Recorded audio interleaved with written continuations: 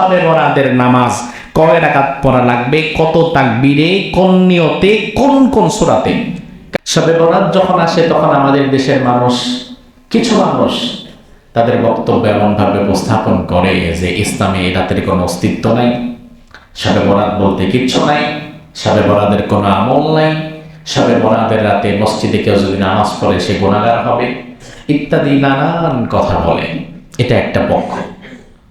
আর আরেকটা পক্ষ, তারা এ রাতের গুরুত্ব এত বেশি দেয়, এ রাতে আলাদাভাবে তারা গোসল করবে, হালুয়া রুটি বানাবে, সারা রাত মসজিদে পড়ে থাকবে, নফল নামাজের গুরুত্ব দিতে দিতে দিতে দিতে ওই শবে বরাতের রাতেও ফরজ নামাজটা পড়ে না, ফজরের নামাজে তাদের পাওয়া যায় না। এমনও কিছু মানুষ আছে না নাই? তাহলে এই পক্ষটা তো আবার বাড়াবাড়ি করে ফেললো, ইফরাত করে ফেললো। কেউ তাফরিদ করলো, কেউ ইফরাত করলো। অথচ ইসলাম হচ্ছে আল ইসলামু বাইনাল ইফরাতি ওয়াত তাফরিদ, বাড়াবাড়ি এবং সারাসারির মাঝে থাকা লাগবে। শবে বরাত সব, এই কথাটি ফার্সি। কোন ভাষা? ফার্সি। এ শব্দের অর্থ হচ্ছে রাত।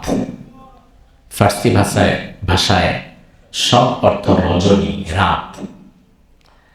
আর বরাত উর্দু এবং বাংলা দু ভাষাতেই বরাত অর্থ ভাগ্য। বরাত অর্থ ভাগ্য। তাইলে শবে বরাত, বরাতকে যদি ভাগ্য ধরেন, সবকে যদি রাত্রি ধরেন, তাহলে শবে বরাত মানে হয় ভাগ্য রজনী।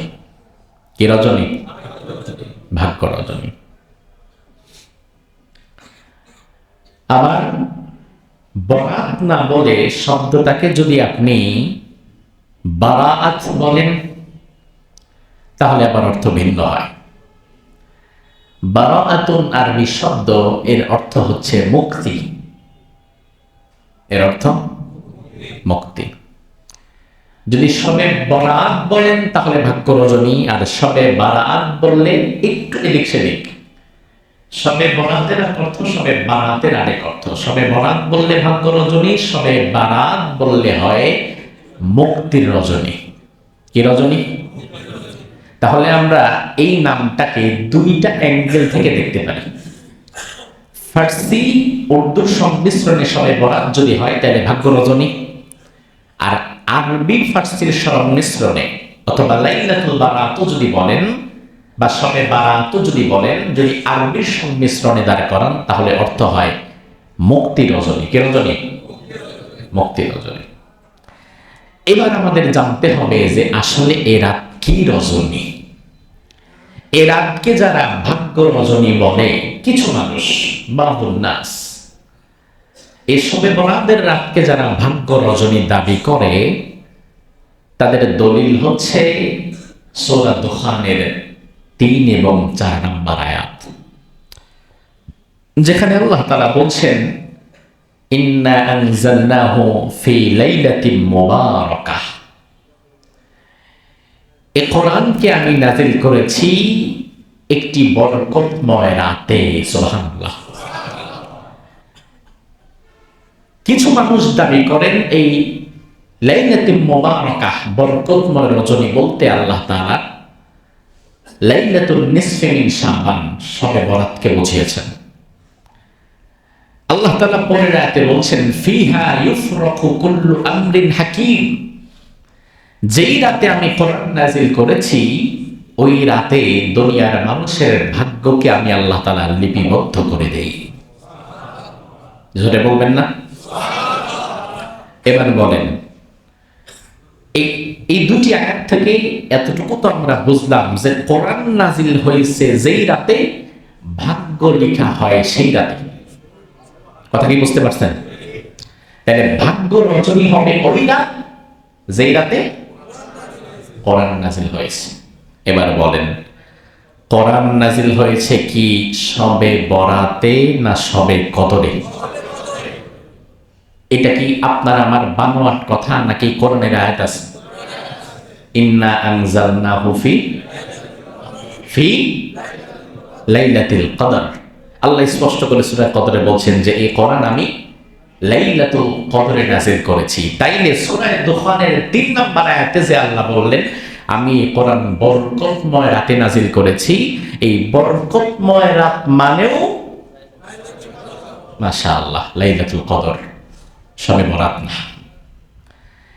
এখন যারা দাবি করে যে আল্লাহ তাআলা বরকতময় রাত বলতে শবে বরাতকে বুঝিয়েছেন, তাদের এই দাবিটা সঠিক না।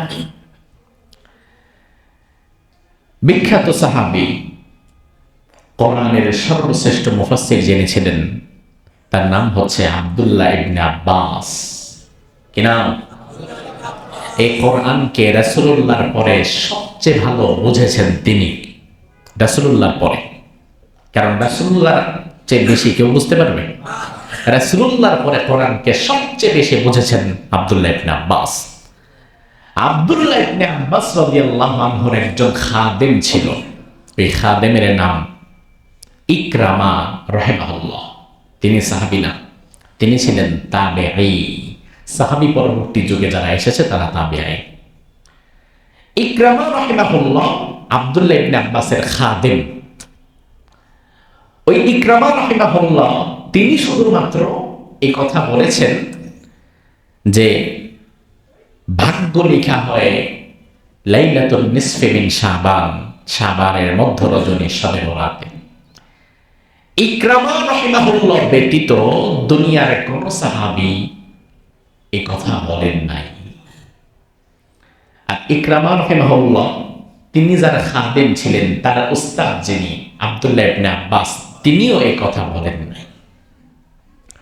তাহলে এই যে মতটা যে শবে বরাতের রাতে ভাগ্য লেখা হয়, এই কথা কি কোনো সাহাবী বলে গিয়েছেন? না, বলেছেন সাহাবীর একজন খাদেম। আচ্ছা, আমি আপনাদের সামনে একটা প্রসঙ্গে কোন একটা কথা বললাম যে এই কাজটা করা ঠিক নয় বা এটা হারাম। আমার ড্রাইভার সাহেব, আমার গাড়ি যে চালায়, তিনার সাথে আপনার সম্পর্ক ভালো, তিনি একদিন চা খেতে খেতে আপনাকে বললেন এমন কথা যে কথা আমি বলি নাই। এখন ড্রাইভার সাহেবের কথা কি আপনার কাছে গুরুত্ব পাবে? আমি তো বলি নাই, ড্রাইভার সাহেবের কথা তো ফতোয়া হতে পারে না। ধরেন আমার ড্রাইভার আপনাকে একটা কথা বলে দিয়েছে, এই কথাটা আপনি যখন আপনার এলাকায় গিয়ে আলোচনা করছেন, আপনি তখন আলোচনা করতে গিয়ে ড্রাইভার সাহেবের নামটা উল্লেখ না করে সরাসরি কথাটা আমার দিকে ঘুরাই দিয়েছেন যে বাস স্ট্যান্ড মসজিদের হুজুর এই কথা বলছেন, অথচ বলছেন কিন্তু আমার ড্রাইভার। আপনি কিন্তু মধ্যখান দিয়ে ড্রাইভারকে মাইনাস করে ফেলছেন। ড্রাইভারকে মাইনাস করে সরাসরি ড্রাইভারের কথাটা আপনি আমার নামে চালাই দিয়েছেন। স্বাভাবিকত মানুষ তখন যাচাই বাছাই খুব একটা করবে না, যে হুজুর যেহেতু বলছে হুজুর কি না যায় না বলবে। ড্রাইভার বলছে শুনলে কিন্তু অন্তত ওই মানুষটা আমাদের একজন হুজুরকে জিজ্ঞেস করতো যে ড্রাইভার যেহেতু বলছে, কিন্তু হুজুর বলছে তখন যাচাই বাছাই খুব একটা হয় না। ইকরামা রাহিমাহুল্লাহ তিনি যখন এই কথা বললেন যে লাইলাতুল নিসফি মিন শাবান, শবে বরাতে ভাগ্য লেখা হয়, তিনার এই কথাটা কুফাবাসীর কাছে ছড়িয়ে গেল। নজর বিন ইসমাঈল সহ কুফার কিছু ইতিহাসবিদ ইকরামার কথাটাকে তাদের কিতাবাদিতে ইতিহাসের বিভিন্ন জায়গায় হাদিসের বিভিন্ন রেফারেন্সের অংশে তারা তুলে ধরলেন। কিন্তু নজর বিন ইসমাঈল সহ কুফার লোকেরা ওই কথাগুলো প্রচার করতে গিয়ে মিস্টেক যেটা করলেন, ইকরামার কথাটাকে ঘোরায়া তারা আব্দুল্লাহ ইবনে আব্বাসের কথা বানায় দিলেন যে শবে বরাতের রাতে লাইলাতুল নিসফি মিন শাবানে ভাগ্য লেখা হয়, এই কথা বলেছে আব্দুল্লাহ ইবনে আব্বাস রাদিয়াল্লাহু আনহু। আর এই কথা আমরা পেয়েছি তার খাদেম ইকরামা থেকে, অথচ কথাটা উনি বলে নাই, কথাটা বলছেই খাদেমে। আমি কি বিষয়টা বোঝাতে পারলাম? এখন বিষয় হচ্ছে ওই কুফার লেখক যারা ছিল, ইতিহাস যারা লিখে, তারা কত ভুল ভ্রান্তি যে করে আল্লাহ ভালো জানে। এই জন্য কোরআনের অথেন্টিসিটি ছাড়া দুনিয়ার কোন ইতিহাসকে 100% সত্য বলে আপনি বিশ্বাস করতে পারবেন না। কারণ বাংলাদেশের ইতিহাস দেখেন, স্বাধীনতার ইতিহাস যখন যে দল ক্ষমতায় আসে তখন সেই দল তার নিজের মতো করে লেখে। আওয়ামী লীগের সময় স্বাধীনতার ইতিহাস একরকম, বিএনপির সময় আসতেছে পাবেন আরেক রকম, ভবিষ্যতে জামাত আসলে ইতিহাস হয়ে যাবে আরেক রকম। ইতিহাস যার হাতে যখন কলম থাকবে সে তখন নিজের মতো করে লিখবে, এটাই স্বাভাবিক। এজন্য কোরআন এবং হাদিস ছাড়া অন্ধভাবে বিশ্বাস করার মতো আর কোনো কথা পৃথিবীতে নাই। এখন আপনি বললেন হুজুর ইকরামা রাহিমাহুল্লাহ তিনি এত বড় একজন তাবেঈ, তিনি আব্দুল্লাহ ইবনে আব্বাসের খাদেম, তাহলে তিনি যে বললেন যে এখানে লাইলাতুল নিসফি মিন শাবানে কোরআন নাজিল হয়, লাইলাতুল নিসফি মিন শাবান ভাগ্য রজনী, তার কথাটা কি করব? তার কথাটাকে ফেলে দিতে হবে, বাদ দিতে হবে। তিনি জীবনে যত ভালো কথা বলেছেন সেগুলো গ্রহণ করতে হবে, কিন্তু আপনি যদি ইকরামার এই কথাটাকে গ্রহণ করেন তাহলে কোরআনের আরেকটা আয়াত বাদ দিতে হবে। কারণ কোরআন তো বলছে ভাগ্য লিপিবদ্ধ করা হয় সবে কদরে, আর ইকরামা রাহিমাহুল্লাহ তিনি বলছেন লাইলাতুল নিসফি মিন শাবান সবে বরাতে। এই কথাটি তিনি নিঃসন্দেহে ভুল বলেছেন। দুনিয়ার কোন মানুষকে ভুল করতে পারে না? কথা কয় না, পারে না? পারে। যখন কোন তাবেঈ, কোন হুজুর, কোন ইমাম, কোন পীর, কোন গাউস কুতুব ওলি আল্লাহ যেই হোক না কেন, তার কথাটা যদি কোরআন এবং হাদিসের বিপরীতে চলে যায়, চোখ বন্ধ করে তার কথা বাদ দিয়ে কোরআন হাদিস গ্রহণ করে নেওয়ার নামই ঈমান। এক মিনিট ভাবা যাবে না যে বাস স্ট্যান্ড মসজিদের হুজুর একটা কথা বলছে কিন্তু আমি কোরআনের মধ্যে বিপরীত কথা পেলাম, হাদিসের মধ্যে বিপরীত কথা পেলাম, হুজুর এত বড় আলেম, হুজুর এটা কেমনে বললো? এক মিনিট ভাবা যাবে না। হুজুরের বাপেও ভুল করতে পারে, হুজুরও ভুল করতে পারে, হুজুরের 14 মুসলিম ভুল করতে পারে, কিন্তু কোরআন ভুল করতে পারে না। অন্ধভাবে দুনিয়ার কোনো কিছুকে মানা যাবে না। এজন্য শবে বরাতকে ভাগ্য রজনী হিসাবে আমরা ধরি না। তবে শবে বারাত যদি আপনি বলেন, এটাকে যদি আপনি মুক্তির রজনী ধরেন তাহলে কিন্তু আবার আপত্তি থাকে না। তার কারণ সহিহ হাদিসে এসেছে এই শাবানের মধ্য রজনী হচ্ছে ক্ষমার রজনী। ক্ষমার রজনী মানে গুনাহ মাফের রজনী, আর গুনাহ থেকে মাফ পেয়ে যাওয়া মানে কিন্তু জাহান্নাম থেকে মুক্তি পেয়ে যাওয়া। তাহলে এ রাতকে আমরা ভাগ্য রজনী ধরবো না, তবে মুক্তির রজনী তো ধরতেই পারি, কারণ আল্লাহ তাআলা এই রাতে তো গুনাহ মাফ করে। এই রাতের কিছু মর্যাদা তো আছে, এই রাতের কিছুই না থাকলে তো আল্লাহ তাআলা এই রাতে গুনাহ ক্ষমা করতেন না, ঠিক না? এবার আসুন এই রাতের বিষয়ে সহিহ এবং হাসান পর্যায়ের হাদিসে রাসূল সাল্লাল্লাহু আলাইহি ওয়াসাল্লাম কি বলে দেখি। সুনান ইবনে মাজার হাদিস 1390 নম্বর হাদিস। আল্লাহর হাবিব বলেন, আবু মুসা আশআরী রাদিয়াল্লাহু আনহু থেকে বর্ণিত, বিশ্বনবী বললেন, ইন্নাল্লাহা লা ইয়াত্তালিউ ফি লাইলাতিন নিসফি মিন শাবান ফায়াগফিরু লিজামিই খালকিহি ইল্লা লিমুশরিকিন আও মুশাহিন। আল্লাহ রাব্বুল আলামিন শাবানের মধ্য রজনীতে তথা শবে বরাতের রাতে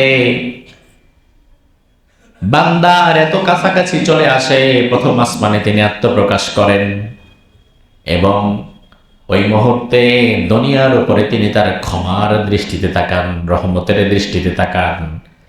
ফায়াগফিরু লিজামিই খালকিহি, দুনিয়ার যত মাখলুকাত আছে আল্লাহ তাআলা এই শাবানের মধ্য রজনীতে সাধারণভাবে সকলকে ক্ষমা করে দেন।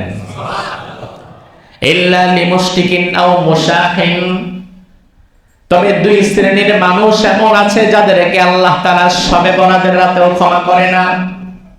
এক শ্রেণীর মানুষ হচ্ছে মুশরিক, আল্লাহর সঙ্গে যারা শিরিক করেছে। দুই নাম্বার হচ্ছে মুশাহিন, যাদের অন্তরের মধ্যে হিংসা বিদ্বেষ দিয়ে ভরা। এই দুই শ্রেণীর মানুষ ব্যতীত শবে বরাতের রাতে আল্লাহ তাআলা সকলকেই সাধারণভাবে ক্ষমা করে দেন। এখন আমার ভাই, এ রাতে কে কত রাকাত নফল পড়বেন, কে কতগুলো রোজা রাখবেন, কে কত বেশি দান সদকা করবেন, এই সব কিছুর চাইতে বেশি গুরুত্বপূর্ণ হচ্ছে এ রাতের মধ্যে নিজেদেরকে শিরিক মুক্ত এবং হিংসা মুক্ত রাখা। এই রাতে সারা রাত নামাজ পড়লেন, 3টা 4টা 5টা রোজা রাখলেন, হাজার হাজার টাকা দান সদকা করলেন। কিন্তু যদি আপনি জীবনের কোন একটা অধ্যায়ে শিরিক করে থাকেন, অপর মানুষের জন্য ভেতরে হিংসা বিদ্বেষ পুষে রাখেন, এই মুশরিক ব্যক্তি এবং হিংসুক ব্যক্তিকে আল্লাহ তাআলা এই রাতেও ক্ষমা করবে না। তাহলে আমাদের মূল আলোচনা তো এটা হওয়া দরকার, এই রাতের সব কন্ট্রোভার্সি বাদ দিয়ে, সব বিতর্ক বাদ দিয়ে, শবে বরাতের রাতে সবচেয়ে বেশি হিংসা মুক্ত থাকা এবং শিরিক মুক্ত থাকা কিভাবে করা যায়, এ জাতিকে কিভাবে শিরিক মুক্ত এবং হিংসা মুক্ত রাখা যায়, সে বিষয়ে বেশি আলোচনা করা দরকার। আমার ভাই, তাহলে আমরা যেটা বুঝলাম, এ রাতে আল্লাহ তাআলা সাধারণভাবে সকলকে ক্ষমা করে দেন। আপনি চাইলেও ক্ষমা পাবেন, না চাইলেও ক্ষমা পাবেন, এটা আল্লাহ তাআলার একটা সাধারণ ক্ষমা। তবে শর্ত হচ্ছে শিরিক মুক্ত ঈমান থাকা লাগবে, হিংসা মুক্ত অন্তর থাকা লাগবে। কি থাকা লাগবে? 1 নাম্বার শিরিক মুক্ত ঈমান থাকা লাগবে, শিরিক মুক্ত কি মুক্ত? 2 নাম্বার অন্তরটা থাকা লাগবে কি মুক্ত? হিংসা মুক্ত। রাজনীতির পিক আওয়ার চলছে এখন, নির্বাচন একদম খুব ঘনিয়ে এসেছে। নির্বাচন যত আগায়, রাজনীতির রমরমা ব্যবসা যত জমজমাট হয়, শিরিক এবং হিংসা এ জাতির মাঝে তত বেড়ে যায়। এটা আপনি মানেন আর না মানেন, রাজনৈতিক প্রতিহিংসা এই সমাজে সবচেয়ে বেশি, রাজনৈতিক শিরিকও হয় সবচেয়ে বেশি। শিরিক জঘন্য এক পাপাচার, যে পাপের কোনো ক্ষমা আল্লাহ তাআলা করে না।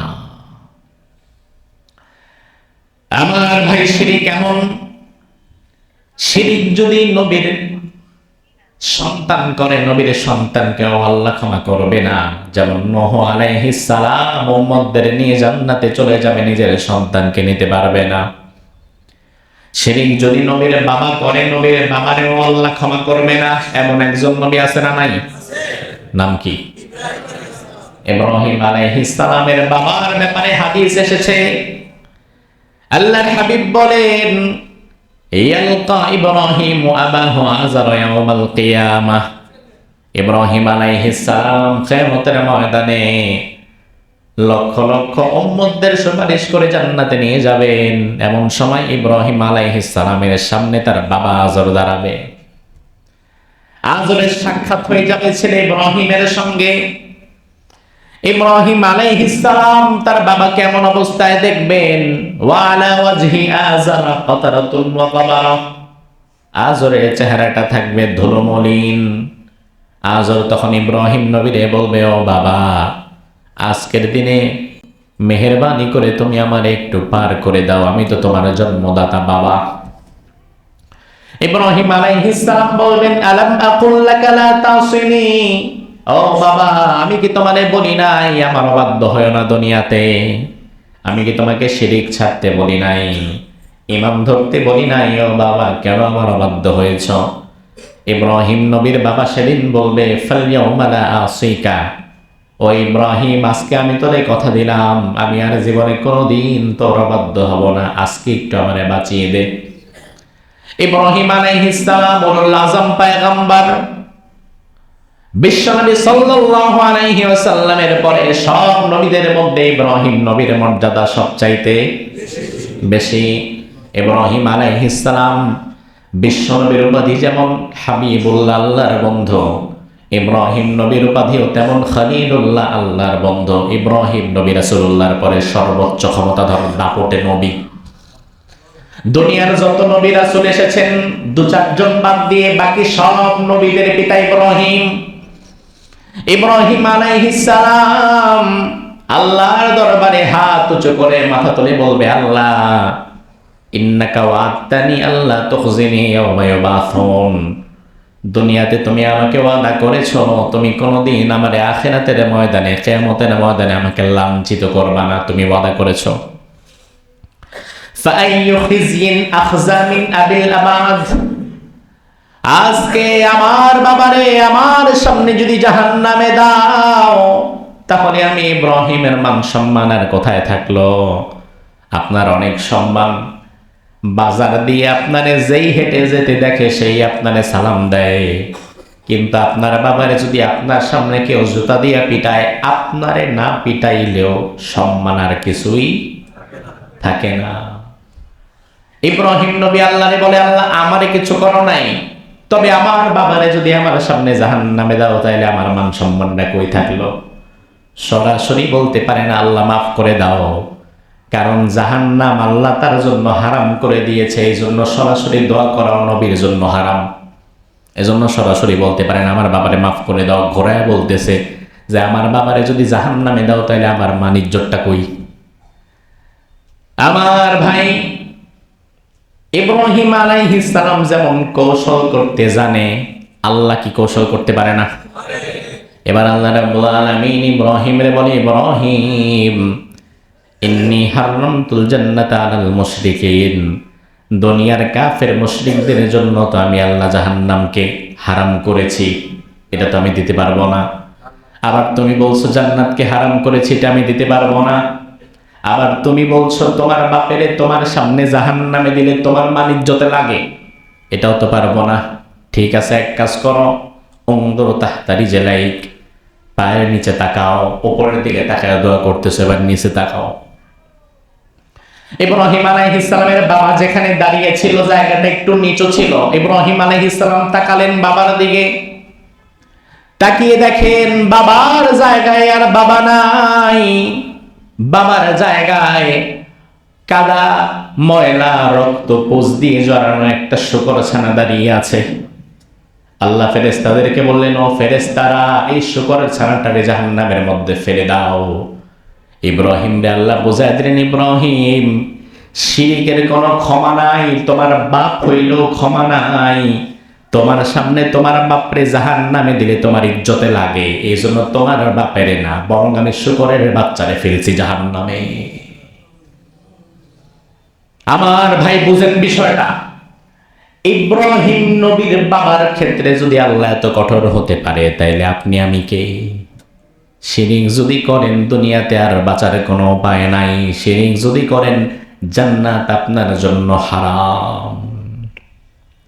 শিরিক তো এত জঘন্য, আপনি বলবেন যে হুজুর আল্লাহ এত রহমান, এত রহিম, এত গফুর, এত গফফার, এত দয়া, এত ক্ষমতা, কিন্তু শিরিকের বিষয়ে আল্লাহ এত কঠিন কেন? এত কঠিন কেন? মাফি করবে না? আরে ভাই, কেন আল্লাহ কঠিন হবেন না?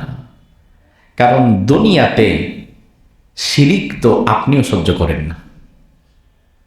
আপনি মানুষ, আপনি 3 ফুটের মানুষ, আপনি তো দুনিয়াতে শিরিক সহ্য করেন না, আল্লাহ সহ্য করবে কেন? আপনার ব্যক্তিত্বে শিরিক যায় না, আল্লাহ যাবে কেন? আপনার স্ত্রী 24 ঘন্টা 23 ঘন্টা আপনার কাছে থাকবে, 1 ঘন্টা আরেক বেডার কাছে থাকবে, জীবনে রাজি হবেন? কথা হবে না, কারণ শিরিক সহ্য করবে না। শিরিক মানে কি? শিরিক মানে অংশীদার, অংশীদার স্থাপন করা, যেটা আমি পাওয়ার হক ওই জায়গায় অন্য কাউকে দাঁড় করানো, এটা শিরিক। আপনার স্ত্রী সারা দিনে প্রত্যেকটা মুহূর্ত আপনার কাছে থাকবেন, 10 মিনিট আরেক বেড়ার কাছে থাকবেন, রাজি হবেন জীবনে? দুনিয়াতে সকল অপরাধ আমাদের কাছেও সমান না। শিরিক করা কবিরা গুনাহ, শূকরের মাংস খাওয়া কবিরা গুনাহ, সুদ খাওয়া কবিরা গুনাহ, জিনা করা কবিরা গুনাহ, চুরি করা কবিরা গুনাহ। সব কবিরা গুনাহ ঠিক আছে, আল্লাহর কাছে সকল কবিরা গুনাহ সমান না। দুনিয়াতে আমাদের কাছে যেমন সকল কবিরা গুনাহ সমান না। আপনি আপনার মা বাবার পছন্দ মতো একটা বিয়ে করলেন, মা বাবার পছন্দ মতো বিয়ে করলেন, আপনার বাবা দেখে শুনে বিয়ে করালো, আপনি মোটামুটি পরহেজগার, দিনদার, দিনটাকে মেনে চলার চেষ্টা করেন। এখন বিয়ের পরে দেখলেন আপনার বিয়েটা যার সাথে হয়েছে সে পর্দাটা মেনটেন করতে পারছে না, পরপুরুষের সামনে অনেক সময় বের হয়ে যাচ্ছে, আপনি ধমক দিয়ে আবার তার ভেতরে ঢোকাচ্ছেন। ফজরের সময় তাকে ডেকে ঘুম থেকে তোলা যায় না, ফজর কাজা করে ফেলছে, দুই এক ওয়াক্তে পড়লে পড়লো, না পড়লে নাই। 2-4-5 দিন যাওয়ার পরে বাবারা গিয়ে বলবেন যে বাবা এই অবস্থা, কার সাথে বিয়ে দিচ্ছেন? মেয়ে তো পর্দাটাও ঠিক মতো মানতে পারতেছে না, আবার নামাজটাও দেখে ঠিক মতো পড়তে পারতেছে না, ফজর কাজা করে। আপনার মা বাবা তখন আপনারে বোঝাবে যে বাজান, মেয়েটার বয়স কম, কতটুকু বোঝে, তুমি একটু বোঝাও, আমি 2-একটা কিতাব কিনে দেই, এগুলো একটু পড়াও, তুমি বোঝাও, আমি বুঝাই, তোমার আম্মা বোঝাক, আস্তে আস্তে ঠিক হয়ে যাবে। নামাজ পড়ে না, ধীরে ধীরে পড়া শুরু করবে। এখনো ছোট মানুষ তো, পর্দাটা বুঝতে পারে নাই হয়তো এইভাবে। একটু ধৈর্য ধরো, সবর করো, বোঝাও, ঠিক হয়ে যাবে। অথচ পর্দা খেলাফ করা কবিরা গুনাহ, নামাজ ছাড়াও কবিরা গুনাহ। 2-4 মাস যাওয়ার পরে একদিন আপনি ঘর থেকে বের হয়েছেন কোন একটা কাজে, যখন আসার কথা তার কয়েক ঘন্টা আগে ফিরে এসেছেন। আসার পরে দেখেন আপনার ঘরে, আপনার বিছানায় আপনার স্ত্রীর সাথে পরপুরুষ রয়েছে। এমন দৃশ্য দেখার পরে আপনি এক মুহূর্তের জন্য সহ্য করবেন? কথা কয় না। আপনি আপনার বাবারে গিয়ে বলবেন যে বাবা, যে মেয়ের সাথে বিয়ে দিয়েছেন আজকে তাকে হাতে নাতে পরপুরুষের সাথে আমি দেখেছি, সে আমার হকের সঙ্গে শিরিক করেছে। আপনার বাবা এর আগের অপরাধগুলো শুনে আপনাকে বলেছে সবর করো, বোঝাও, ঠিক হয়ে যাবে। এবারও কইব সবর করো, বোঝাও, 2 দিন পরে এমনি ভালো হয়ে যাবে। এটা বলবে? আপনার বাবা বলবে এই কাজ যদি করে থাকে আর দেখার দরকার নাই, এক্ষুনি তালাক দে। যদি তালাক দেওয়ার টাকা না থাকে, দরকার হলে কিস্তিতে টাকা তুলে তালাক দে। ঠিক না? কিস্তিতে টাকা তুলে তালাক দে, তবুও তালাক দে। তার মানে কি? তার মানে হচ্ছে সব অপরাধ আপনার কাছেও সমান না, সব হারাম আপনার কাছেও সমান না। তার কারণ হচ্ছে আপনার স্ত্রীটা বেশি। কারণ 2 মাস হয়েছে, 4 মাস হয়েছে আপনি তাকে বিয়ে করেছেন। এই 4 মাস আপনি তাকে বাজার ঘাট করে দেন, এই 4 মাস আপনি তাকে জামা কাপড় কিনে দেন। এই 4 মাস বাজার ঘাট আর জামা কাপড় কিনে দেওয়ার কারণে তার প্রতি আপনার অধিকার এত বেড়ে গেছে।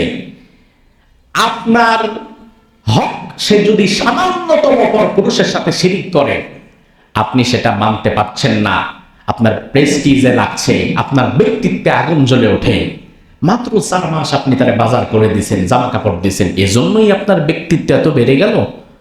তাহলে মহান আল্লাহর ব্যক্তিত্ব সম্পর্কে একবার আপনি চিন্তা করেন, যে আল্লাহ তাআলা আপনাকে অস্তিত্ব থেকে অস্তিত্বে এনেছেন, যে আল্লাহ তাআলা মাতৃগর্ভে আপনাকে রিজিকের সন্ধান দিয়েছিলেন, যে আল্লাহ তাআলা দুনিয়াতে আসার পরে আপনাকে রিজিক দিয়েছেন, অক্সিজেন দিয়েছেন, আপনার বেঁচে থাকার সকল উপকরণগুলো আল্লাহ সুবহানাহু ওয়া তাআলা ব্যবস্থা করে দিয়েছেন।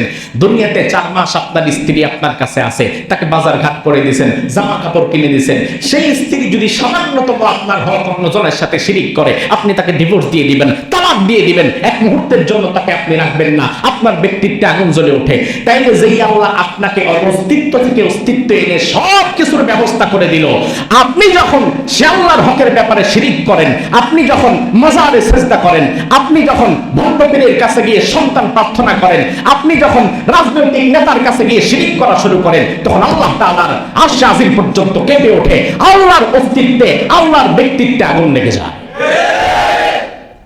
শিরিক তো আপনি মানেন না, আল্লাহ মানবে কেন? আপনি শিরিক সহ্য করেন না, আল্লাহ সহ্য করবে কেন? আল্লাহ কিসের ঠেকা? এজন্য শিরিক আপনি সহ্য করেন না, যেন আল্লাহর ব্যক্তিত্ব তো আপনার ব্যক্তিত্বের চেয়ে আরো ভারী। আপনার ব্যক্তিত্বের চাইতে কোটি কোটি, হাজার হাজার কোটি গুণ বেশি শাখসিয়ত এটা আল্লাহ তাআলা। আল্লাহর পার্সোনালিটি সম্পর্কে তো আপনার কোনো ধারণাই নাই। আল্লাহ তাআলা কোরআনে বলছেন, ওয়ামা কদারুল্লাহ হাক্কা কদরি, দুনিয়ার মানুষ তো আমার কদর যেভাবে করা লাগে ওইভাবে কদরটা করতেও পারলো না।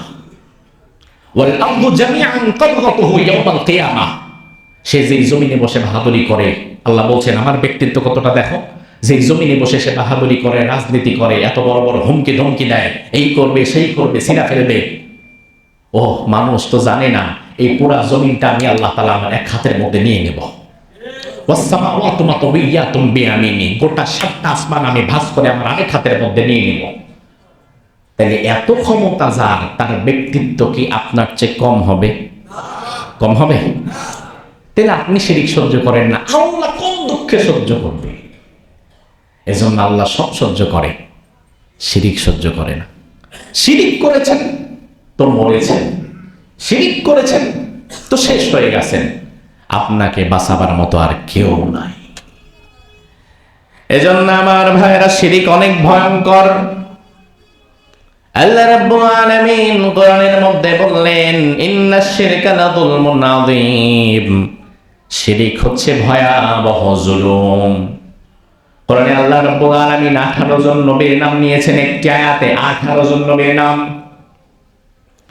18 জন নবীর নাম নিয়ে পরবর্তী আয়াতে আল্লাহ বললেন, ওয়ালাউ আশরাকু লাহাবিতা আনহুম মা কানু ইয়ামালুন, ওই নবীরাও যদি কোনোদিন শিরিক করতো তাদের আমলগুলো আমি আল্লাহ বরবাদ করে দিতাম।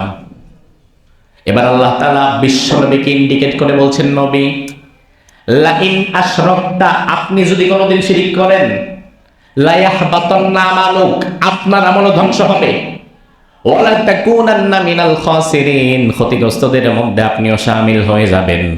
আমার ভাই, বিশ্ব নবীর দ্বারা জীবনে শিরিক খাওয়ার বিন্দু মাত্র পসিবিলিটি আছে? তারপরে আল্লাহ বিশ্ব নবীরে এত বড় ধমক দিলেন কি কারণে? তার কারণ হচ্ছে বিশ্ব নবীকে বলার মধ্য দিয়ে মূলত আল্লাহ উম্মতে মুহাম্মাদীকে বুঝিয়েছেন। বিশ্ব নবীকে বলার মধ্য দিয়ে মূলত আল্লাহ আমাদেরকে বুঝিয়ে দিয়েছেন শিরিক এত ভয়ঙ্কর গুনাহ। কোরআনে আল্লাহ বললেন, ইন্নাহু মাইয়ুশরিক বিল্লাহি ফাকাদ হারামাল্লাহু আলাইহিল জান্নাতা ওয়া মাআওয়াহুন নার, নিশ্চয় কেউ যদি শিরিক করে, হারামাল্লাহু আলাইহিল জান্নাহ, আমি আল্লাহ জান্নাতের মালিক, আমি আল্লাহ তার জন্য জান্নাত হারাম করে দেই। জান্নাতের মালিক কে? আল্লাহ। জোরে বলেন আল্লাহ। জান্নাতের মালিক আল্লাহ নিজেই যদি কারোর জন্য জান্নাত হারাম করে দেয়, দুনিয়ার কোনো বাপের ক্ষমতা আছে নাকি আর জান্নাত দেওয়ার? আল্লাহ যদি কারোর জন্য জান্নাত হারাম করেন, নবীর ক্ষমতা আছে জান্নাত দেওয়ার? আল্লাহ বললেন, আমি আল্লাহ শিরিক করলে জান্নাত হারাম করে দেই, জাহান্নামকে অবধারিত করে দেই। আরেক আয়াতে আল্লাহ বললেন, লা ইয়াগফিরু আন ইউশরাকা বিহি ওয়া ইয়াগফিরু মা দুনা যালিকা লিমান ইয়াশা, শিরিক করলে তার কোনো ক্ষমা নাই। আর শিরিক যদি না করে, অন্য যত বড় বড় গুনাহ সে করুক না কেন, আমি আল্লাহ চাইলে ওই বড় গুনাহও ক্ষমা করে দিতে পারি। আমার ভাই দেখেন, শাসন করা তো তারই সাজে, সোহাগ করে যে, খালি এক চেটিয়া পিঠা দিতে হইল না, এক চেটিয়া খালি ধমক দিলে তো হইল না। শিরিকের বিষয়ে আল্লাহ অনেক কঠোর, আবার বাকি অপরাধগুলোর বিষয়ে আল্লাহ শিথিল। আল্লাহ বললেন, দেখ বান্দা, শিরিক করে আসিস না আমার দরবারে, আমি ক্ষমা করব না। আর শিরিক ছাড়া অন্য বড় বড় গুনাহ আমলনামায় থাকলে আমি আল্লাহ চাইলে ক্ষমা করে দিতে পারি। হাদিসে কুদসি, আল্লাহ রাব্বুল আলামিন জামিআত তিরমিজি হাদিসে কুদসির মধ্যে বলেন, ইয়া বানা আদম ইন্নাকা লাউ আতাইতানি বিকুরাবিল আরদি খাতায়া থুম্মা লাকিতানি লা তুশরিক বি শাইআ লা আতাইতুকা বিকুরাবিহা মাগফিরা। ও আদমের সন্তানেরা শুনে নাও, আমি আল্লাহর সামনে তোমাদের যদি এমন ভাবে উপস্থিত হয় কোন ব্যক্তি, যেই ব্যক্তির আমলনামায় বিকুরাবিল আরদি খাতায়া, গোটা জমিনটারে গোনা দিয়া ভরলে যত গোনা হয়, এই জমিন সম পরিমাণ গোনা নিয়ে আমি আল্লাহর দরবারে যদি কেউ হাজির হয়, আমি আল্লাহকে তার আমলনামা সরাবো, স্ক্যান করব, দেখব এই আমলনামার মধ্যে কোন ধরনের গুনাহ আছে। যদি আমি আল্লাহ দেখি দুনিয়া সম পরিমাণ গুনাহ আছে তার আমলনামায়, তবে শিরিকের গুনাহ নাই, তাইলে আমি আল্লাহ দুনিয়া সম পরিমাণ ক্ষমা নিয়ে হাজির হইয়া তারে আবার মাফও করে দেব। দুনিয়া সমপরিমাণ গুনাহ, তবে শিরকের গুনাহ নাই। আল্লাহ বলে, আমি দুনিয়া সমপরিমাণ ক্ষমা নিয়ে আসতেছি, তুই দাদা বান্দা, তোরে আমি আল্লাহ ক্ষমা করে দেব। শিরকের গুনাহ যদি না করি, আর শিরক যদি করেন, তাহলে শেষ, কোন গুনাহ আমলনামায় নাই। একটা গুনাহ আছে শিরকের গুনাহ, ক্ষমা পাবেন না। এই একটা গুনাহ আপনি শেষ, ক্যান্সার, আনসার নেই, নির্ঘাত মৃত্যু। শিরিক করেছেন, নিশ্চিত জাহান্নাম, কোনো উপায় নেই। এই শিরিক কত প্রকার যে শিরিক আমাদের দেশে চলে, সব তো বলা যাবে না, সংক্ষেপে দিয়ে একটা বলি। সন্তান হয় না, বিয়ে করেছে 10, 12, 15 বছর হয়ে গেছে, বিয়ের প্রথম কয়েকদিন আল্লাহর কাছেই চায়, মসজিদেও আসে, 2, 4, 5, 7 বছর হওয়ার পরে ধৈর্য হারা হয়ে যায়, তখন আর আল্লাহর কাছে আসে না, তখন মাজারে গিয়ে মানত করে সন্তান চায়। এমন লোক আছে না নেই? আমাদের সমাজে আছে, কত মানুষ আছে। বিশ্বাস না হলে আপনি সিলেট শাহজালালের মাজারে যান। এই যে আমি তো আপনাদের এখান থেকে জমা পড়ি, এখনই রওনা দেবো সিলেটের দিকে, মাহফিল আছে ওখানে, তো অনেকবার যাওয়া হয়েছে। শাহজালাল রাহিমাহুল্লাহর মাজারে যতবার যাইবেন কিছু মুশরিকদেরকে দেখতে পাবেন সেখানে মানত করতেছে, সেজদা দিচ্ছে। আহারে, অথচ সন্তান দেওয়ার মালিক কে? যেটা আল্লাহ দিতে পারে, এইটা যদি আপনি অন্য কারোর কাছে চান, তাইলে আপনি বুঝান যে এই ক্ষমতা খালি আল্লাহর না। আল্লাহর কাছে তো অনেকদিন চাইলাম, আল্লাহ তো দিল না, এখন প্ল্যান বি অ্যাপ্লাই করি, আরেক দলের কাছে যাই, তাহলে সেই দলও আমারে দিতে পারবে, ওনারও এমন ক্ষমতা আছে। যখন আপনি মাজারওয়ালার কাছে সন্তান চান, আপনি বুঝায় দেন মাজারওয়ালার ক্ষমতা আল্লাহর কাছাকাছি, আর এটাই হয়ে যায় সেই সিজদা পাওয়ার একমাত্র হকদার কে? এই সিজদা যদি আল্লাহ ছাড়া অন্য কাউকে দেন, কোন হুজুরকে দেন, পীর সাহেবকে দেন, আমাদের দেশে এখনো পর্যন্ত মাজারে সিজদা দেয় এমন মানুষ নাই। গত ডিসেম্বর, এই বছরের ডিসেম্বর মাসে সম্ভবত 18 তারিখ হবে, তারিখটা মনে আছে। আমার মাহফিল ছিল শরীয়তপুর। বাংলাদেশে যেই জায়গার যেই নাম, ওই জায়গার এই উল্টা কাম হয় বেশি, ঠিক না? নাম রাখছে বেদানা, অথচ দানা দিয়া ভরা। নাম রাখছে শান্তিবাগ, ঢাকায়, ঢাকা শহরের ম্যাক্সিমাম চোরবাটপার হাইজাকারা শান্তিবাগে গিয়ে থাকে।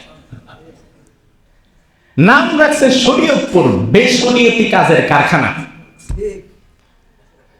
মাহফিল রাতে, এর আগের দিন আমার মাহফিল ছিল কাছাকাছি, এই জন্য থেকে গেলাম, একদিনের জন্য ঢাকায় আসি নাই, 2টা মাহফিল ছিল একসাথে। পরদিন সকালে এক মাদ্রাসার প্রিন্সিপাল আমাকে, এই যে উনিও ছিলেন সাথে, আর আমরা 3-4 জন ছিলাম, আমাদেরকে নিয়ে বললো যে আপনাদেরকে একটু দেখায় নিয়ে আসি। তো নিয়ে গেছে বিশাল বিশাল 2টা মাজারে, একটার নাম আজমির শরীফ না কি যেন লেখা দেখলাম, বিশাল একটা গেট বানাইছে, বিশাল আলিশান গেট। আমাকে বললো হুজুর খালি এই গেটটা বানাতে খরচ করছে 6 কোটি টাকা। আহারে, আল্লাহর কাছে কি জবাব দিবি? অথচ ওই গেটের সামনে কাশতে কাশতে মরে যাচ্ছে, একটা কাশের ওষুধ কেনার টাকা নাই এমন বেটা ভিক্ষা করতেছে, তাকে 5 টাকা দেওয়ার মতো কেউ নাই, অথচ 6 কোটি টাকার গেট বানিয়েছে। এর কাছাকাছি আরেক জায়গায় নিয়ে গেল, নামটা না বললে তো একবারই চিনবেন না, নামটা বলে ডাকি চেনার জন্য, সুরেশ্বর। নাম শুনছেন তো জীবনে? আমি জীবনে কোনোদিন যাই নাই, গেলাম। যাওয়ার পরে দেখলাম মাশাআল্লাহ একসাথে অনেকগুলো মাজার। যাওয়ার পরে দেখলাম আমরা সর্বোচ্চ 10 থেকে 15 মিনিট ছিলাম, এর মধ্যে কিছু সার্কেস দেখা শুরু করলাম। এক একজন আসতেছে, সমানে সেজদা দিচ্ছে, মহিলা পুরুষ এসব কোনো কথা নাই। ডানে একবার সেজদা, কইলে আমার বাম পাশে আরেক মাজার, বাম পাশে আরেকবার সেজদা, সামনে একটা সেজদা, পেছনে একটা সেজদা, সমানে সিজদা দিচ্ছে। আহারে, কি বলবো। পাশে দেখি একটা কালো পাথর, হাজারে আসবাব যেমন কালো, অমন 2টা বোধহয়, 2টা কালো পাথর, 2টা কালো পাথর। এই পাথরে একজন এসে দেখি সরিষার তেল মাখতেছে, আরেকজনের বাজেট একটু বেশি, পয়সা দুধ ঢেলে দিছে। আরেকজন আরেকটু রিচ, পয়সাওয়ালা আপনাদের মতো, ওই কি সরিষার তেল মাখবো, পয়সা ঘি মাখতেছে পাথরের মধ্যে। আমাদেরকে বলে এই একটু মোবাইল টোবাইল বের করছে, একটু ছবি টবি তুলি। ছবি তোলা নিষেধ, ধ্বংস হইয়া যাইবেন। ঠিক আছে, ধ্বংস হওয়া লাগবে না, তবুও আমি আড়ালে 2-4টা ছবি টবি তুলে রাখছি, আল্লাহ বাঁচাইছে, এখনো ধ্বংস হয়নি। কারণ কিছুই না তুললে এখনো যদি কোনো মানুষ জুমার পরে ধরে, হুজুর আপনি মিথ্যা কথা বলছেন, আমি তারা কি বলে বুঝাবো? যে কয়দিন আছে অন্তত রাখি, দুধ মাখে, তেল মাখে, ঘি মাখে। আমি দেখলাম এই জায়গাটা দিয়ে মোটামুটি দুর্গন্ধ সৃষ্টি হয়ে গেছে। কারণ যে যখন আসে সে তার সামর্থ্যের আলোকে কিছু একটা মাখে। আমি চিন্তা করি যার বাজেট আরো কম সে যে কি মাখে আল্লাহ না ভালো জানে। এখন একসাথে অনেক পদার্থ মাখাতে এটা অপদার্থ হয়ে গেছে। আরেক বান্দারে দেখলাম সে আসছে, তার কাছে মাখার কিছুই নাই, সে কি করবে? সে আয়সা এই পাথর চাটা শুরু করছে। আমার না থাকুক অন্তত আমি চাইটা দিয়ে যাব।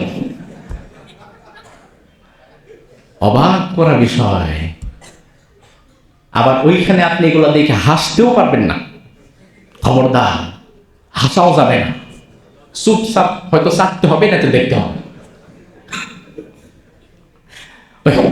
পাথরের পাশে ইতিহাস লেখা আছে, ইতিহাসে লেখা আছে যে এই পাথরটা অমুক পীর সাহেব কেবলা আন্দামান দ্বীপপুঞ্জের কোন একটা জায়গা থেকে নিয়ে আসছিল চুরি করে লেখেন, এটা আমি বললাম, নিয়ে আসছে পকেটে করে। পাথরটা আনার সময় এটা নাকি খুব ছোট ছিল। এখন মানুষের মনের আর্জি পূরণ করতে করতে আর গোনা টানতে টানতে এটা দিন দিন বড় হয়ে গেছে, এবং এই পাথরটা দিনকে দিন বড়ই হচ্ছে। পাথরের সাইজ এখন এতটুকু আছে, এতটুকু দেখে আসছি। আমি চিন্তা করলাম যে 17 বছরের এত গুনাহের পরেও তোমার সাইজ তুমি বাংলাদেশের চেয়ে বড় হয়ে যাওয়ার কথা, এখন এই সাইজ কেমনে থাকে? আহারে, এই পাথরে চুমু দিলে এই পাথর গুনাহ মাফ করবে এমন বিশ্বাস আপনি রাখেন? এই পাথর তো বাদ দেন, কাবা শরীফে যে পাথর লাগানো আছে, ইভেন হাজরে আসওয়াদ আপনার মনের কোন আশা পূরণ করতে পারবে, কাবা শরীফ আপনার কোন মনের আশা পূরণ করতে পারবে এই ধারণা আপনি রাখেন? অসম্ভব। আমার মনের ইচ্ছা বাসনা, আমার তাকদীর একমাত্র আল্লাহর হাতে। এই ভালো মন্দ সবটা করার মালিককে আল্লাহ বলেন, ওয়াইয়ামসাসকাল্লাহু বিদুররিন ফালা কাশিফা লাহু ইল্লা হু ওয়া ইউরিদকা বিখাইরিন ফালা রাদ্দা লিফাদলি। আমি আল্লাহ যদি কারো কল্যাণ করতে চাই তার কল্যাণ করার মতো ক্ষমতা দুনিয়ার কারো নাই। আবার আমি আল্লাহ যদি কারো কল্যাণ করতে চাই তার অকল্যাণ করার ক্ষমতাও দুনিয়ার কারো নাই। তাইলে কল্যাণ অকল্যাণ দেওয়ার মালিক একমাত্র কে? আমাদের দেশে আমি দেখে আসলাম, কয়দিন আগে দেখলাম বলেন, তাহলে আমি তো দেখলাম 15 মিনিট, তাহলে আজকে কি বন্ধ হয়ে গেছে? হাজার হাজার মানুষ প্রত্যেক দিন সেখানে যাচ্ছে। আহা, আয় রব, সেজদা দিয়ে কপাল ফাটায় ফেলতেছে, পাথরের সুমা দিয়া সাইটা জিব্বা ক্ষয় করে ফেলাইতেছে। কি মানুষ, মনুষ্যত্ব কোথায় গেছে? মাহফিল কমিটির এগুলা দেখে আমি বললাম যে আজকে কিন্তু আমি এই বিষয়ে কথা বলবো। তাই হুজুর মাহফু চাই, দোয়া চাই, যা কথা আপনি ঢাকায় গিয়ে বললেন, এইখানে কথা বলি না। কেন? কারণ এইখানে আমরা সংখ্যালঘু হয়ে গেছি, এগুলা বললে আমরা এলাকায় টিকতে পারবো না। কারণ আমাদের বাপ চাচাদের মধ্যে যারা আছে এরাও এখানের মুড়ি। তাহলে বলেন, একটা বৃহৎ জনগোষ্ঠী শিরকের মধ্যে ডুবে আছে, যেখানে আপনি একটা কথা বলতে পারবেন না। তবুও আমি পরবর্তীতে পাশের এলাকায় আরেকটা মাহফিল ছিল, ওখানে গিয়ে বলে আসছি এগুলা। তাইলে বোঝেন আমাদের সমাজে শিরিক করে এমন মানুষ নাই? তো সবে বলা দেশে লাভ কি? লাইলাতুন নিসফি মিন শাবানে সারা রাত আপনি নফল নামাজ পড়লেন, কোনো লাভ নাই যদি আপনার আমল নামার মধ্যে শিরিক থাকে। লাভ আছে কোনো? আরেক ব্যক্তির আমল নামায় শিরিক নাই, অন্তরে হিংসা নাই, সে যদি সারা রাত ঘুমিয়েও থাকে তারপরেও তার ক্ষমা আছে না নাই? তাহলে তোমার আমল নামায় যদি শিরিক থাকে, তোমার কিসের সবে বরাত আর কিসের সবে কদর? আগে আমল নামা থেকে শিরিক মুক্ত করো। শিরিক মুক্ত ইমান নিয়ে আল্লাহর দরবারে দাঁড়াতে হবে। আমার ভাই, শিরিকের এই তো গেল আপনার সাধারণ শিরিক। আবার আমাদের কাছে, আমাদের সমাজে কিছু রাজনৈতিক শিরিক হয়। আপনি বলবেন যে হুজুর আল্লাহ দিলে আমার পোলা মেয়ের অভাব নাই, মাজারে যাওয়া লাগে না, এমনিই হয়। আল্লাহ দিলে মোটামুটি আমার ওই কোনো মাজারে গিয়ে সুমাও খাওয়া লাগে না, কোথাও মানত করা লাগে না, আমি তো বেঁচে গেলাম। আমার ভাই, এই দেশের মানুষ এক একজন এক এক ঘাটের পানি খায় ইমান হারায়। আপনি হয়তো মাজারে যান না, পীরের পায়ে সেজদা দেন না, মাজারে মানত করেন না, ওই পাথরে সুমাও দেন না, কিন্তু আপনি রাজনীতি করতে গিয়ে ঈমান হারান। কারণ এদেশে রাজনৈতিক মঞ্চে দাঁড়িয়ে ভাষণ দিতে দিতে এক পর্যায়ে বলা হয় সকল ক্ষমতার উৎস জনগণ। এ কথা যখন নেতা সাহেব বলে, কর্মীরা সবাই হাততালি দেয়। এমন নেতা, এমন কর্মী কি বাংলাদেশে নাই? অহরহ আমাদের সমাজের কত নেতা, কত কর্মী এই কাজ করছে। আহারে, এটা হচ্ছে রাজনৈতিক শিরিক। এখন তো বলবেন যে হুজুর রাজনীতির কথা বলবেন না। আরে ভাই, কিসের রাজনীতির কথা? আপনি যদি ঈমান হারা হন, আপনি রাজনীতি করতে গিয়ে যদি শিরিক করেন, তাহলে রাজনীতির ওয়াজ করা তো আমার উপরে ফরজ হয়ে যায়। আপনি ঈমান না হারাইলে তো আমার বলার দরকারও ছিল না। আর আমি যদি দেখার পরও না বলি, আপনি তো কিয়ামতের ময়দানে আমার বিরুদ্ধে চলে যাবেন। আপনি বললেন যে হুজুর তো জানতো, আমরা তো জানতাম না, তো হুজুর আমাদেরকে সাবধান করলো না কেন? আমার উপর রাগ করবেন না। ইন্নামা আলাইকাল বালাগ ওয়া আলাইনাল হিসাব। আল্লাহ বিশ্বনবীকে বলছে, নবী, কাফেরদের কাছে গিয়ে আপনি শুধু একবার বলেন, প্রচার করে দেন কোনটা সঠিক আর কোনটা ভুল। আর হিসাবটা আপনি আবার নিতে যায় না। হিসাব নেওয়ার দায়িত্ব তো আমার। ইয়াহিয়া তাকে হুজুরের দায়িত্ব শুধু প্রচার করার, বলার, জানিয়ে দেওয়ার। আমার একটা কথাও আপনার ভালো লাগে না, ফেলে দেন, কোনো সমস্যা নাই। আমি আপনার কাছে জীবনে কোনোদিন হিসাব চাইবো না, তবে হিসাবটা দেওয়া লাগবে জায়গা মতো। উনি ঠিকই হিসাব নেবেন। ইন্না রাব্বাকা লাবিল মিরসাদ, আপনার রব ঘাটিতে বসে আছে, তার কাছ থেকে আপনি পার পাবেন না। সকল ক্ষমতার উৎস জনগণ, এই কথা বলা শিরিক। এই কারণে কোরআনে তো আল্লাহ তাআলা এর বিপরীত কথা বলেছেন। আল্লাহ সূরা মুলকের মধ্যে বললেন, তাবারাকাল্লাযী বিয়াদিহিল মুলকু ওয়া হুয়া আলা কুল্লি শাইইন কাদির। সমহান সেই সত্তা যার হাতে সকল ক্ষমতা। সকল ক্ষমতা জনগণের হাতে না, আল্লাহর হাতে। আল্লাহর আয়াতের মধ্যে বললেন, আন্নাল কুওয়াতা লিল্লাহি জামিআ, সকল ক্ষমতার মালিক আমি আল্লাহ তাআলা। তাহলে আল্লাহ বারবার বলছে, বান্দারে, সকল ক্ষমতা আমি আল্লাহর হাতে, উৎস আমি, ক্ষমতার মূল মালিক আমি। আমি যারে চাই তারে ক্ষমতা দেই, আবার যারে চাই না তারে ক্ষমতা থেকে নামিয়েও দেই। আর সেখানে আপনি যদি বলেন ক্ষমতার উৎস জনগণ, দুইটা ভোটের জন্য জনগণকে আল্লাহর সমকক্ষ দাঁড় করায় আপনিও শিরিক করলেন। আপনার বক্তব্য যেই কর্মীরা শুনে হাত তাড়িয়ে দিল, তারাও শিরিক করল। রাজনৈতিক শিরিক বাদ দেন, বাদ দেন। কয়দিন বাঁচবেন দুনিয়াতে? কয়দিন? কত দাপুটে নেতা মৃত্যু হয়ে গেছে, আজকে তাদের নামও মানুষ আর মনে রাখে না। খালেদা জিয়া এখন বেঁচে থাকলে বাংলাদেশের সর্বোচ্চ ক্ষমতাধর ব্যক্তি তিনি হতেন, আজকে কবরে চলে গেছে। 2 দিন পরে তার নামও মুছে যাবে। বর্তমান আমেরিকার প্রেসিডেন্ট নাম কি? নাম কি? ডোনাল্ড ট্রাম্পের নাম আপনারা যেমন জানেন, মানিকগঞ্জের মানুষ জানে না, উত্তরবঙ্গের রিক্সাওয়ালা জানে না, উগান্ডার মানুষ জানে না। কারণ কি? গোটা পৃথিবীর সর্বোচ্চ ক্ষমতা তার হাতে, গোটা পৃথিবী এখন তার নাম জানে। সম্ভবত সে আমেরিকার 47তম প্রেসিডেন্ট।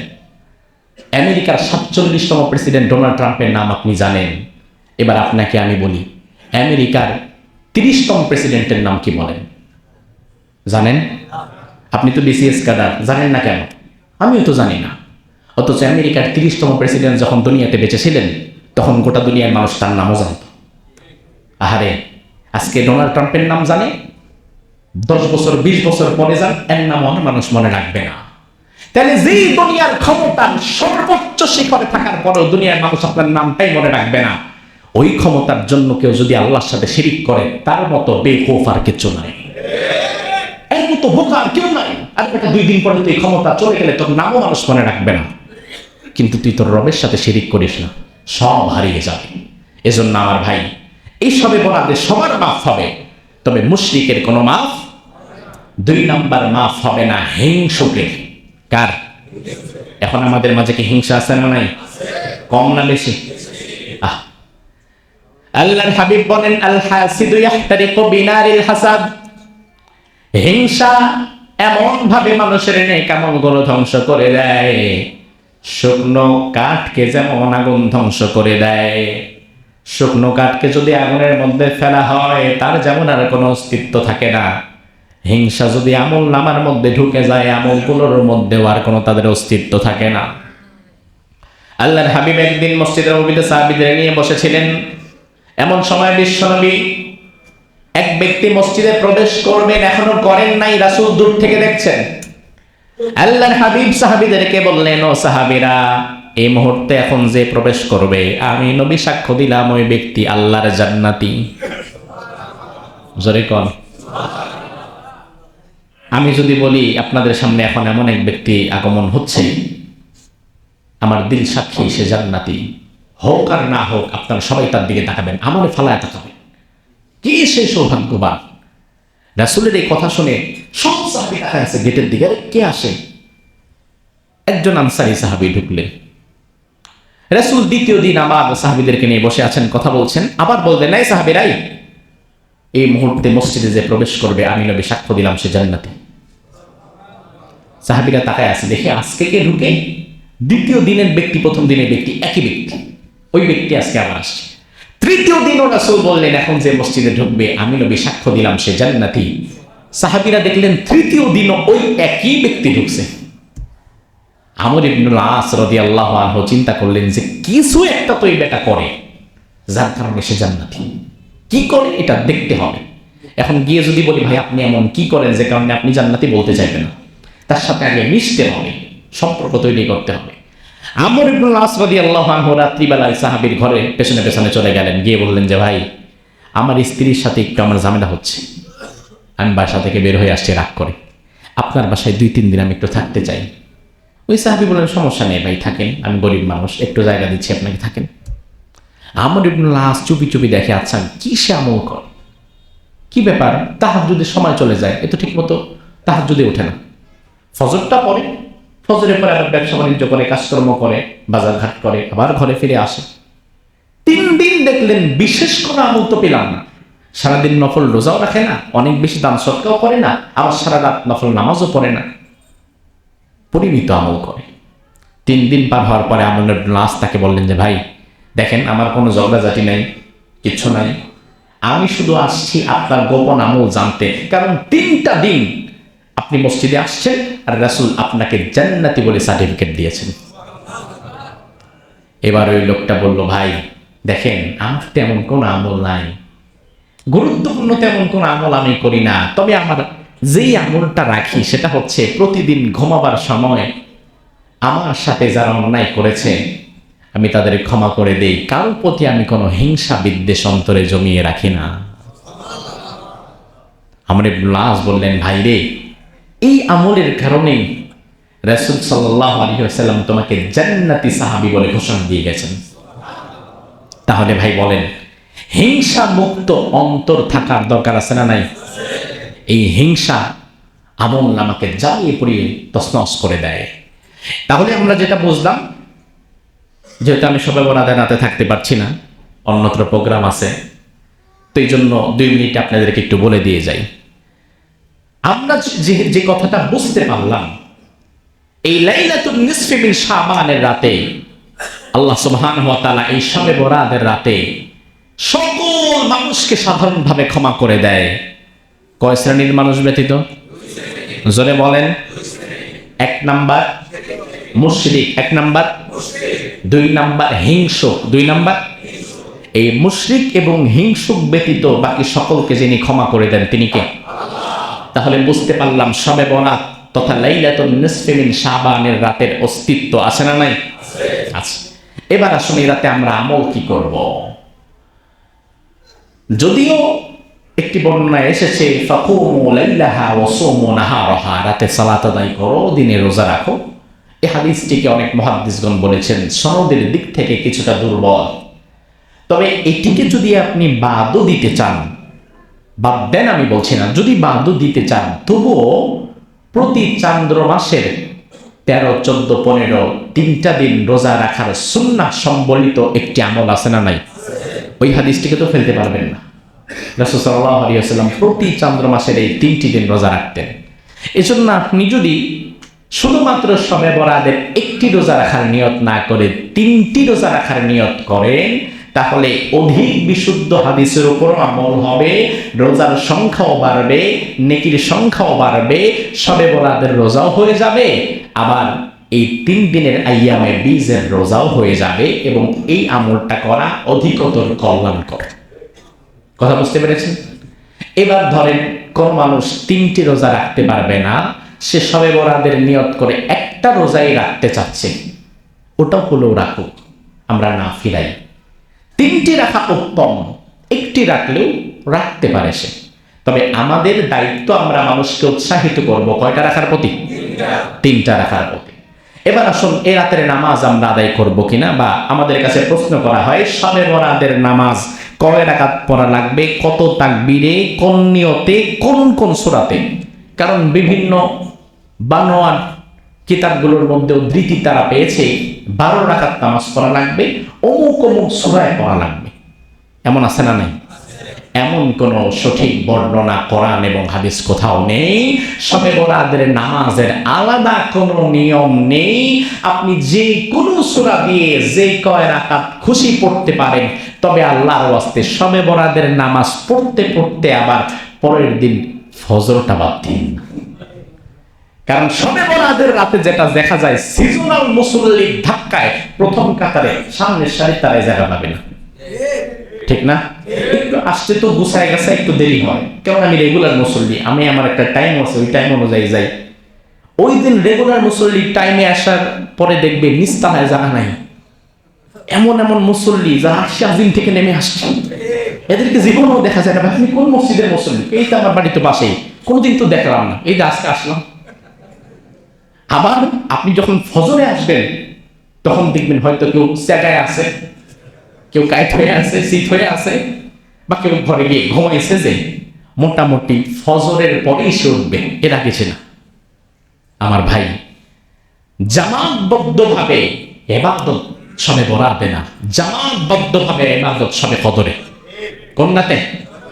শবে কদরে। এই রাতে যদি আপনি 2-4 রাকাত নফল পড়তে চান, পড়েন, আলহামদুলিল্লাহ। মসজিদেও পড়তে পারেন, বাসাতেও পড়তে পারেন। একাকে ইবাদত করবেন, নীরবে নির্মম ইজতিমাই ভাবে ইবাদত করবেন লাইলাতুল কদরে। দুর্ভাগ্য হচ্ছে এ জাতি শবে বরাতের গুরুত্ব যতটুকু দেয়, শবে কদরের গুরুত্ব ততটুকু দেয় না। অথচ শবে কদরের গুরুত্ব শবে বরাতের চাইতে হাজার হাজার হাজার গুণ বেশি। কারণ সে রাতে নাজিল হয়েছে কোরআন। সে রাতে নাজিল হয়েছে কি?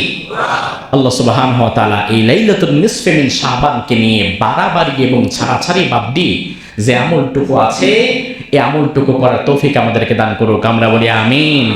আর শবে বরাতের রাতে আমি থাকতে পারবো না, আমার মাহফিল আছে, আবার চ্যানেল 24-এ কিছু প্রোগ্রাম আছে, এনটিভিতে প্রোগ্রাম আছে, এগুলোতে সময় দিতে হবে, তো আমি আসতে পারবো না। তবে সেই রাতে আমাদের ওপরে যে মাদ্রাসা আছে, ওই মাদ্রাসার ছাত্ররা নিচে একটু পাগড়ি নিবে। আপনাদের যাদের সুযোগ হবে আপনারা থাকবেন ইনশাআল্লাহ। আল্লাহ সুবহানাহু ওয়া তাআলা আমাদেরকে শিরিক মুক্ত ঈমান এবং বিদ্বেষ মুক্ত অন্তর রাখার তৌফিক দান করুক, আমরা পড়ি আমিন।